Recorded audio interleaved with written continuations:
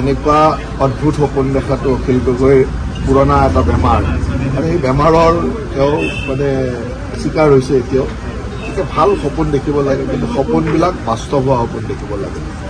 অসমত যি মানুহে আজিও ভাবে যে আমি তাক মিয়া বুলি কওঁ, বাংলাদেশী মুছলমান, সেই মিয়াৰ ভোটত সপোন দেখা মানুহ বহুত আছে। আৰু যেতিয়ালৈকে ভাৰতবৰ্ষত নৰেন্দ্ৰ মোদী ডাঙৰীয়াৰ নেতৃত্ব থাকিব, অসমত হিমন্ত বিশ্ব শৰ্মাৰ নেতৃত্ব থাকিব, তেতিয়াহ'লে মিয়াৰ সমৰ্থনত সপোন দেখা মানুহবিলাকৰ সপোনবিলাক বাস্তৱ নহয়।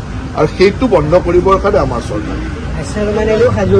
মই ক'লোৱেই দেখোন যে মিয়াৰ সহযোগিতাত যোনে সপোন দেখে, সেই সপোনবিলাক বাস্তৱ নকৰিবৰ কাৰণে আমাৰ চৰকাৰ। আমি যেতিয়ালৈকে আছো সেই সপোন কাৰো বাস্তৱ নহয়। আমি নাথাকা অৱস্থাত নাজানো, কিন্তু আমি থকালৈকে মিয়াৰ ভোটেৰে মুখ্যমন্ত্ৰী হোৱা, মিয়াৰ ভোটেৰে মন্ত্ৰী হোৱা, মিয়াৰ ভোটেৰে কিং মেকাৰ হোৱাৰ যিটো সপোন, সেই সপোনবিলাক আকৌ বাস্তৱ হ'বলৈ নিদিওঁ। আৰু সেইটো নকৰিবৰ কাৰণেই আমি ইয়াত আছো, আৰু অসমৰ ৰাইজে আমাক সেইকাৰণে দায়িত্ব দিয়ে। ঠিক আছে।